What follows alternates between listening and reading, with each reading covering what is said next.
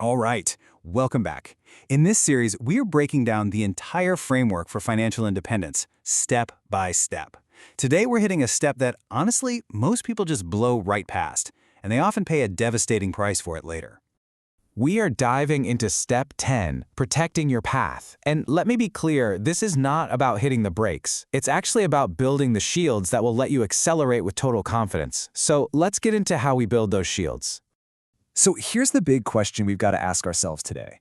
You can spend years, literally decades building something incredible, but if that whole structure isn't secure, it can all come crashing down in a single gust of wind, in one bad afternoon.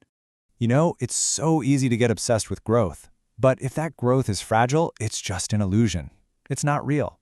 One unmanaged risk, a sudden illness, a lawsuit you never saw coming, that can wipe out years of your hard work. Protection is what makes your growth permanent. So why on earth do we ignore these massive risks? Well, it's because of a really powerful glitch in our thinking called the immunity illusion. It's that little voice in your head that says, a bad car accident? A serious illness? Nah, that stuff happens to other people, not me. Our brain just codes these things as totally irrelevant, and that leaves us dangerously exposed. And this, right here, is where we see a huge shift in identity.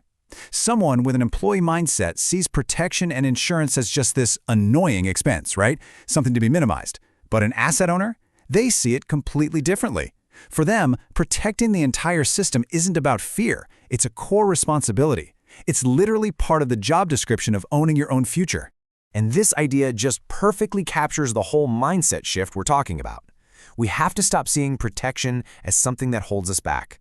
It's the complete opposite. It's the safety system, the seatbelt, the brakes, the helmet that gives you the confidence to be aggressive and go faster down the road.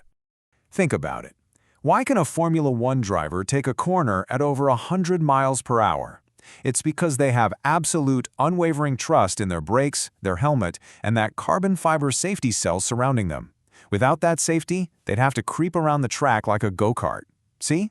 Robust protection is what enables high performance. Okay, so let's check back in with our rocket launch analogy for the series. We've already launched, we've cleared the tower, we've dropped the boosters. Now we're at Step 10, initial orbit stabilization. We've got momentum, but before we fire those engines for deep space, we have to deploy the thermal shields. We have to lock in our trajectory. This step is what makes sure we don't just burn up and crash back to Earth. So how do we actually do this? Well, the strategy breaks it down into 4 really clear pillars. This framework takes this big, vague, kind of scary idea of risk and just makes it manageable. We're going to build walls to protect you, your property, your wealth from lawsuits, and your income. Let's start with the first and, frankly, the most overlooked pillar, you. If you're 30 years old and you're earning $100,000 a year, and you plan on working for another 30 years, your future earning potential, your human capital, is at least $3 million. Seriously, think about this question. If you had a legal money printing machine in your basement, you'd have armed guards and a fire suppression system built around it, right? And yet most of us insure our $30,000 car but leave our $3 million income-generating machine, which is us, completely unprotected. When you look at the numbers, it's just insane. The other 3 pillars are just as vital. Pillar 2, asset risks. That's your standard home and auto insurance. The goal is simple. Make sure you can rebuild without having to sell off your investments. Pillar 3 is liability risks. This is the silent killer, lawsuits. A simple umbrella policy is an incredibly cheap way to protect your entire net worth. And finally, Pillar 4, cash flow risks. This is all about having enough liquidity so that a market crash doesn't turn you into a forced seller, getting rid of assets at the absolute worst time. Okay, so with all these risks flying around, how do you decide what to insure without going completely broke? The strategy gives us a simple, powerful rule of thumb. The golden rule of protection is to transfer the risks that can wipe you out and cover the small stuff yourself. And knowing the difference between these two is everything. A nuisance risk, that's a broken toaster or a cracked phone screen. It's annoying, for sure, but you can cover it with cash.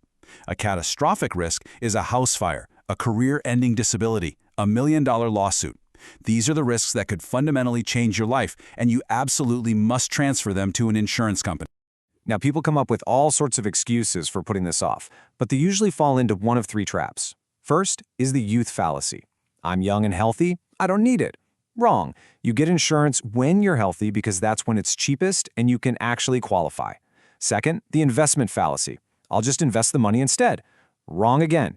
Your small portfolio can't survive a real catastrophe in the early years. And third, the emergency fund fallacy. Your savings are for a job loss, not a permanent disability. They are completely different tools for different jobs. So here's your mission for this week. It's super simple. I want you to conduct a personal risk audit. Just sit down for 20 minutes and identify the single biggest unmanaged risk in your financial life. You know, the one you've been kind of avoiding. Then just take one small, concrete action. Schedule one phone call, read one page of your policy. The whole goal is just to move from denial into action.